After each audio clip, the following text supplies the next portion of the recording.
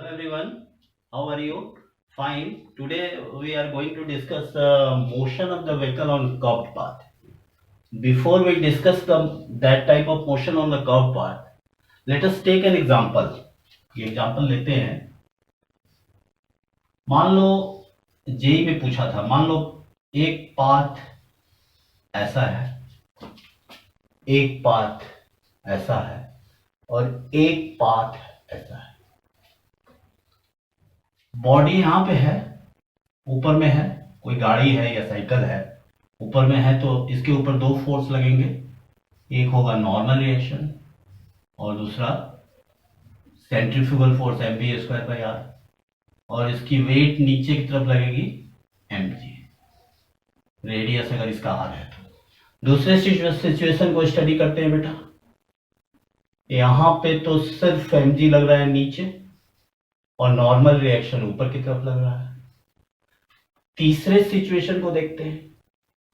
तीसरे सिचुएशन में क्या हो रहा है, वेट लग रहा है नीचे की तरफ और normal reaction provided by this surface ऊपर की तरफ लगेगा n और mv²/r भी नीचे की तरफ लगेगा. तो तीन सिचुएशन आपने देखा कि बॉडी एक बार ऊपर चढ़ रही है, फिर प्लेन पे है, फिर ऊपर से नीचे आ रही है. तो तीनों सिचुएशन में आपने ये ऑब्जर्व किया कि पहले सिचुएशन में नॉर्मल रिएक्शन की वैल्यू क्या होगी, n plus mv²/r equals to mg. So in first situation normal reaction is mg minus mv²/r.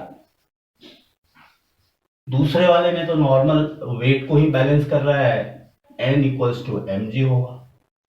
mv²/r क्यों नहीं लगा, क्योंकि प्लेन के केस में रेडियस ऑफ कर्वेचर क्या होता है, इंफिनिटी होता है. तो 1/∞ इज 0, इसलिए that term is 0.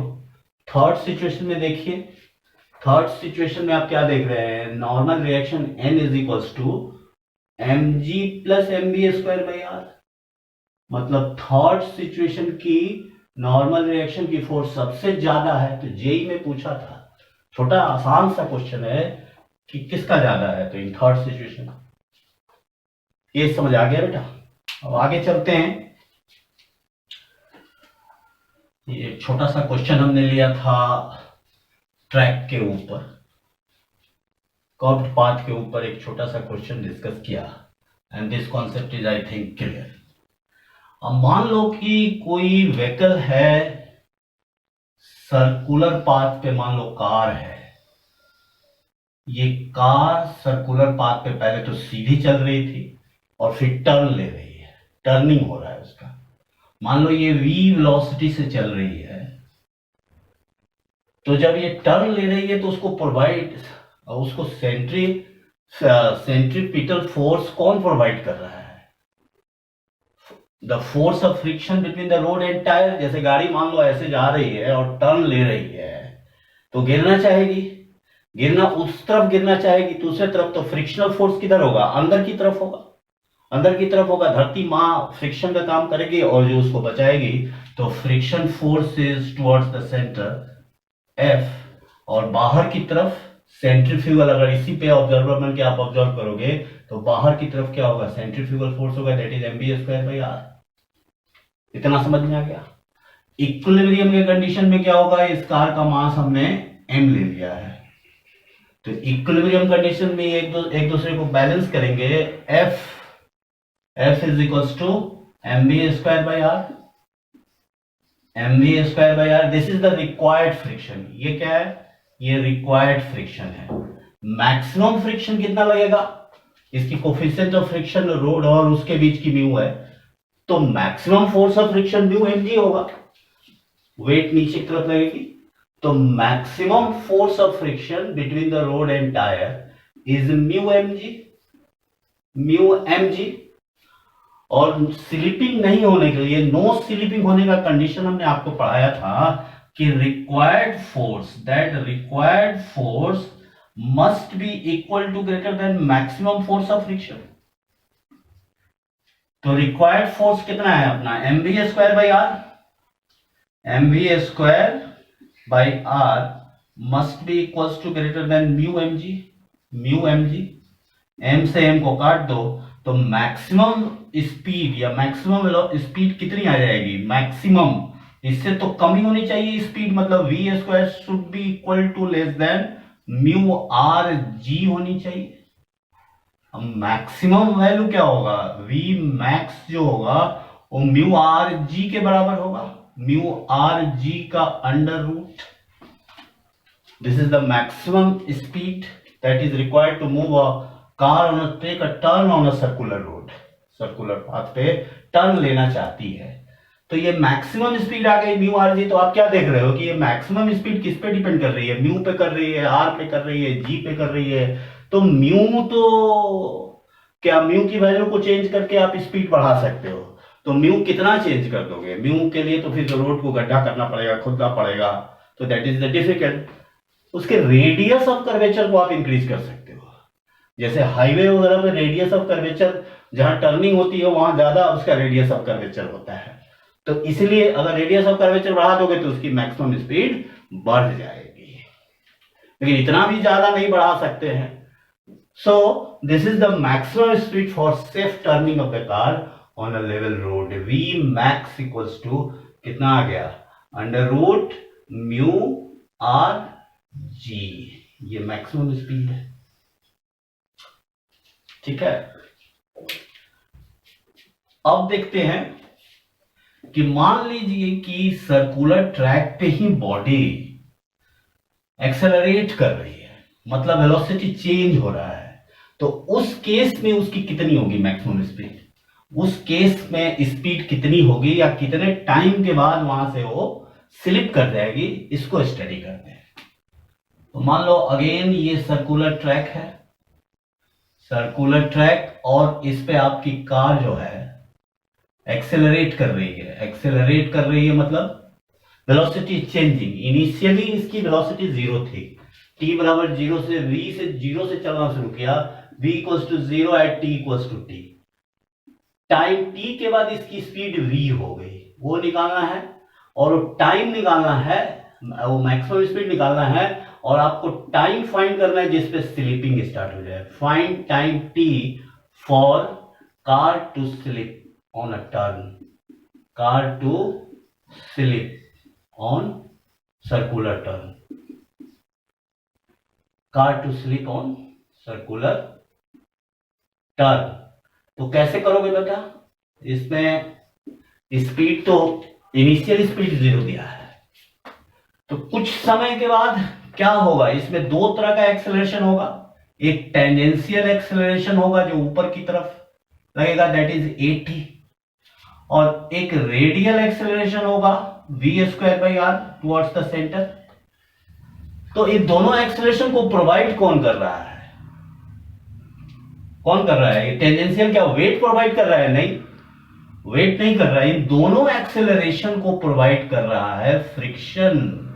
Friction between the road and tyre will provide these two type of acceleration, एक रेडियल और एक टेंजेंशियल। तो इसका अलग से अगर आप फ्री बॉडी डायग्राम देखो तो ये बॉडी m है, इस पे एक लग रहा है टेंजेंशियल एक्सेलरेशन a और एक दूसरा लग रहा है radial acceleration v square by are. तो इसका नेट एक्सेलरेशन क्या होगा, यही होगा a नेट। तो फ्रिक्शनल फोर्स यहां पे रिक्वायर्ड फ्रिक्शनल फोर्स कितनी हो जाएगी, वही होगी m a नेट के बराबर होगी। नेट एक्सेलरेशन के डायरेक्शन में तो फ्रिक्शनल फोर्स लगेगी, तो इस केस में फ्रिक्शनल फोर्स का डायरेक्शन ऐसे लग जाएगा, फ्रिक्शनल फोर्स F। तो आपसे क्या पूछ रहा है, इसकी स्पीड पूछ रहा है, क्या पूछ रहा है कि टी टाइम के बाद इसकी स्पीड कितनी होगी, मैक्सिमम स्पीड कितनी होगी जब वेलोसिटी चेंजिंग। तो कैसे निकालोगे, कंडीशन तो वही है कि F required frictional force must be equals to greater than maximum frictional force। maximum frictional force तो म्यू mg होगा, required frictional force आप निकाल लो। required कैसे निकालोगे, m into a net is the required frictional force, निकाला जाए m into a net। इसको मिटा दूं, इसको मिटा देता हूं, तो required friction की वैल्यू क्या हो जाएगी, रिक्वायर्ड फ्रिक्शन जो होगा वो होगा m a net। A net कितना आया, ए नेट क्या हो जाएगा, mass a net is this square plus this square, उसका स्क्वायर रूट, मतलब दिस स्क्वायर मतलब v की power 4 upon r square plus a square का स्क्वायर रूट, ये आ गई required friction, and that required friction must be less than maximum force of friction, क्या होगा, म्यू एम जी होगा। तो रिक्वायर्ड फ्रिक्शन जो आया है वहां से वो क्या आया है, m, वो आया है v की power 4 by are square plus a square का square root, that should be equal to less than mu m g. तो म्यू काइनेटिक है, मोशन हो रहा है, तो म्यू एम जी, तो यहां से m काट दो। तो आपको क्या निकालना है, स्पीड निकालना है, दोनों तरफ स्क्वायरिंग कर दीजिए। तो जब स्क्वायरिंग करोगे तो क्या बचेगा, v4 by are square is equal to less than mu square G square minus A square.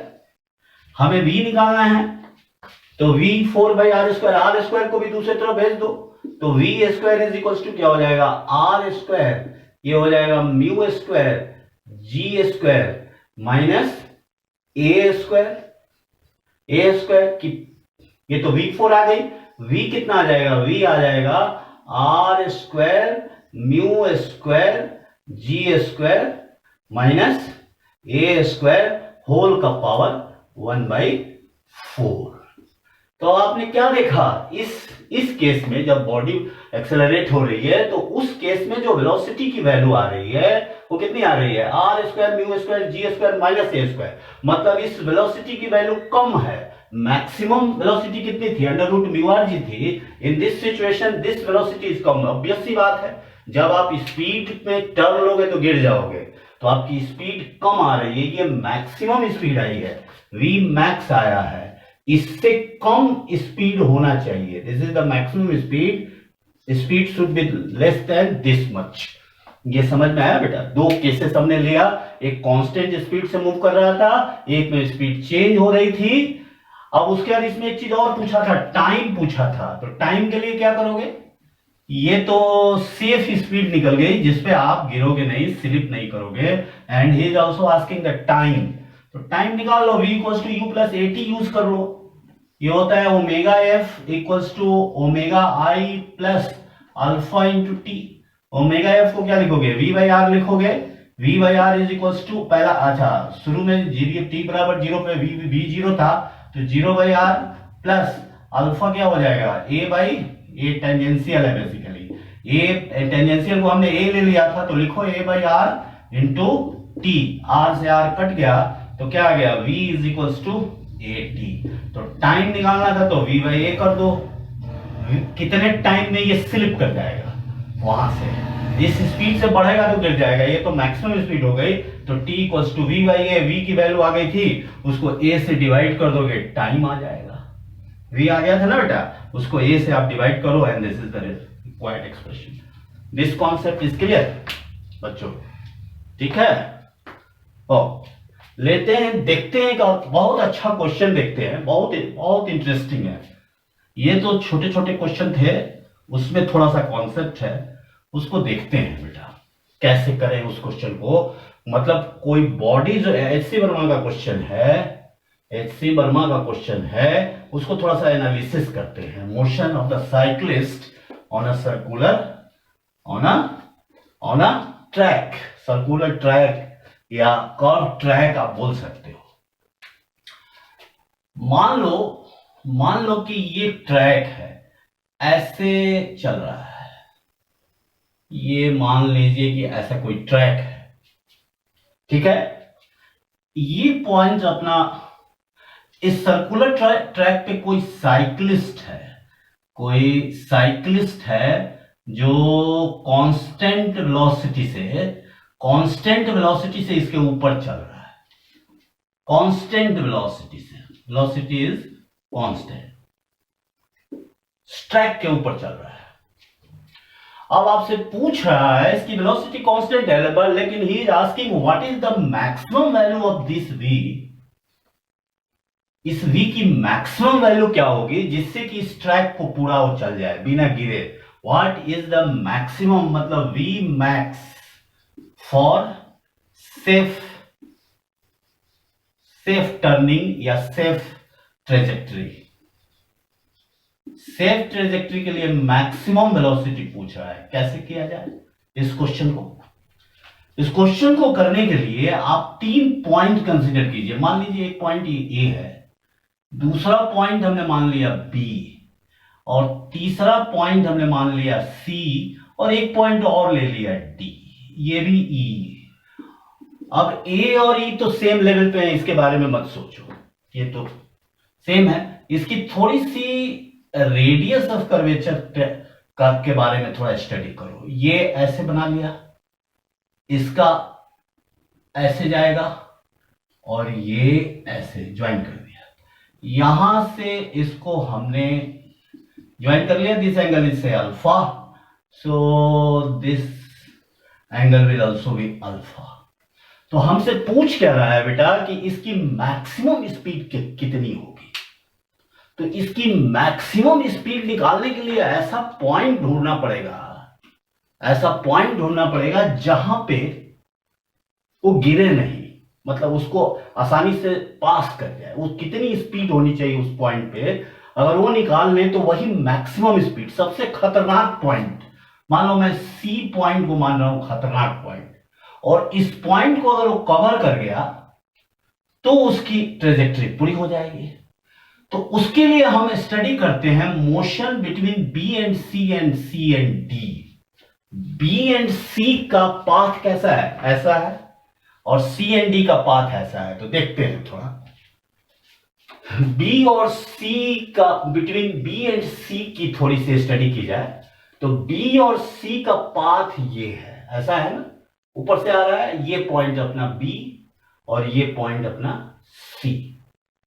हमने मान लिया कि किसी समय पे ये यहां पे है, ये साइक्लिस्ट यहां पे है, तो इस पे कौन कौन से फोर्स लगेगा, एक नॉर्मल रिएक्शन लगेगा अभी बताया, और दूसरा लगेगा mv square by R. mv square by R इसकी रेडियस ऑफ ट्रेजेक्टरी आर है, तो इतना समझ गए। दूसरी बात यह है कि इसको आगे की तरफ बढ़ाओ, आगे की तरफ बढ़ाओगे तो क्या होगा, अच्छा ये हाँ, और एक फोर्स इस पे और लगेगा, दैट इज वेट। वेट नीचे की तरफ लगेगा mg, और उसके बाद अपना इसको ऐसे ज्वाइन कर दीजिए, इसको ऐसे आप ज्वाइन कर दीजिए, चाहे इस पॉइंट से ज्वाइन कर दीजिए। This angle is theta, so this will be also theta. तो ये mg है, तो एक mg का कंपोनेंट इधर आ जाएगा, mg cos थीटा। तो हमने क्या स्टडी किया, बी और सी के बीच का एक कोई पॉइंट ले लिया, मान लो P ले लिया, उस पे इस साइक्लिस्ट के ऊपर इसका normal reaction provided by this trajectory upward, और centrifugal force mv square by are, और अंदर की तरफ एक फोर्स लग रहा है mg cos थीटा। तो अब आप देखो यहां पे क्या देख रहे हो, इतना बात समझ में आ गया बेटा। अब देखो, अभी हमने उस ट्रैक पे आपको बताया था कि उस नॉर्मल रिएक्शन की वैल्यू क्या होती है। तो क्या आएगी नॉर्मल रिएक्शन की वैल्यू, आप क्या लिखोगे, n plus mv square by R is equals to mg cos theta. तो n आ जाएगा अपना, n is equals to mg cos theta minus mv square by R. अब देखो, जब आप बच्चों B से C जा रहे हो तो एंगल बढ़ रहा है, टेंजेंट आप ड्रॉ करके देखो तो एंगल इंक्रीज कर रहा है। तो अगर एंगल इंक्रीज करेगा, एंगल अगर इंक्रीज कर रहा है तो नॉर्मल रिएक्शन की वैल्यू क्या होगी, डिक्रीज करेगी, cos 0 इज 1।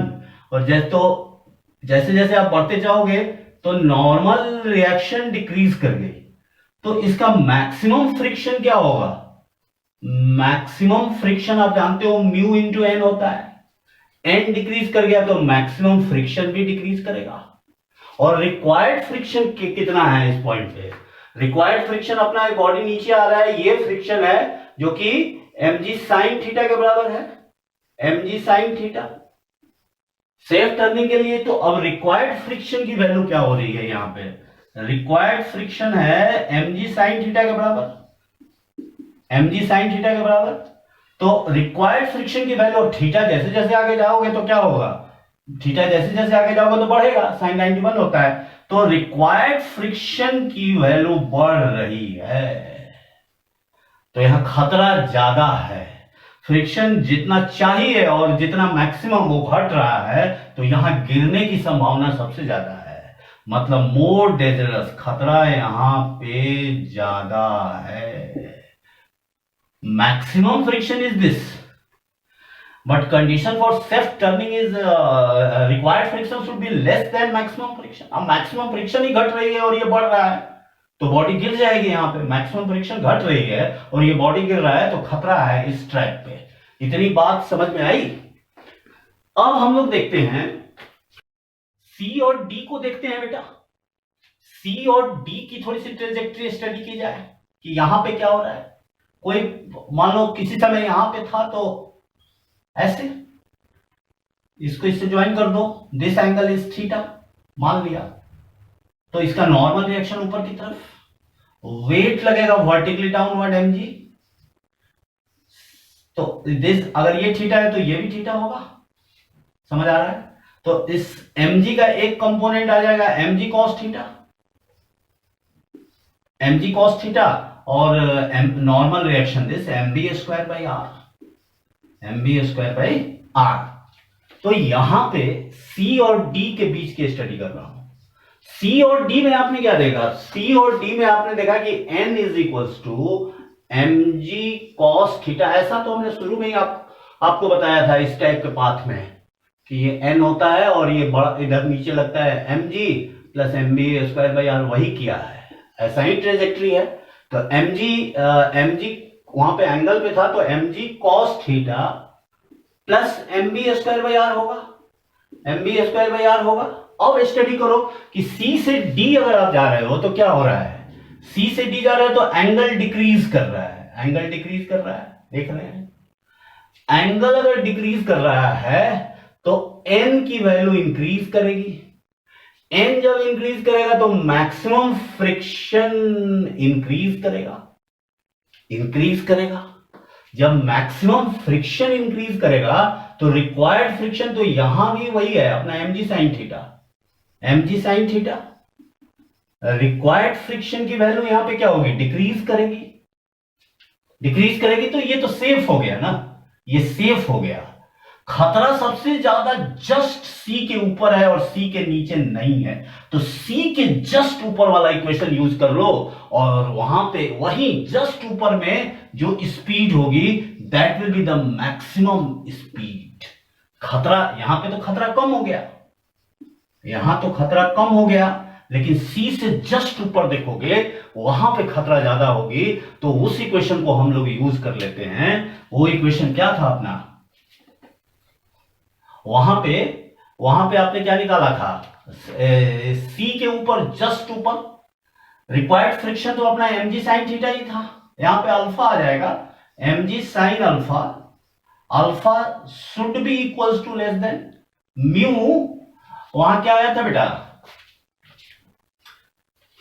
बनाना पड़ेगा फिर, वहां पे mu mg cos theta minus mb square by R था, देख लेते हैं। ये है, ये है, ये नॉर्मल रिएक्शन, ये mb स्क्वायर बाई आर, और ये अपना mg cos theta, mg cos theta, तो n plus mb square by R पर mg cos थीटा, तो n is equals to mg cos theta minus mg cos theta minus mv square by R होगा, ठीक है।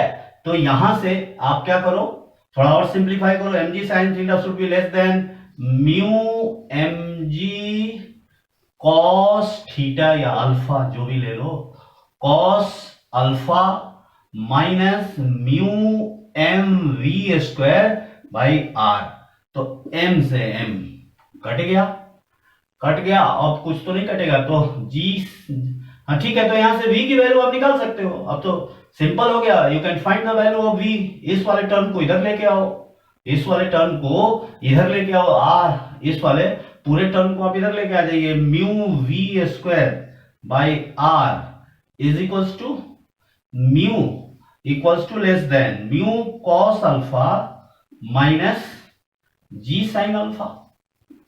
जी sine alpha, तो R उधर चला जाएगा, आर बाई म्यू को इधर ले आओ और v की वैल्यू यहां से आ गई, ये इसकी मैक्सिमम वैल्यू होगी। v is equals to R by mu cos alpha, तो म्यू से म्यू कट जाएगा, R by mu cos alpha minus G sine alpha का स्क्वायर रूट। कैलकुलेशन देख लेना, कॉन्सेप्ट वाइज क्लियर हुआ या नहीं हुआ। कॉन्सेप्ट आपको समझ में आ गया होगा कि साइक्लिस्ट से पूछ रहा था, कांस्टेंट स्पीड से जा रहा था, तो ये पूछ रहा था कि उसकी मैक्सिमम स्पीड कहां पे होगी, तो इस पॉइंट को हमने कंसीडर किया यहां पे हो रही है, इस पॉइंट से जस्ट ऊपर, जस्ट नीचे तो सेफ है, खतरा कम है, जस्ट ऊपर इसकी मैक्सिमम स्पीड होगी। उसको निकालने के लिए हमने क्या किया भाई, mg sin अल्फा मतलब required friction must be equals to maximum friction mu mg cos alpha minus mv square by r को सॉल्व कर दिया और v की वैल्यू यहां से निकल गई। तो आज के लिए बच्चों इतना ही रखते हैं। कैसा लगा वीडियो बताइए। Thank you very much.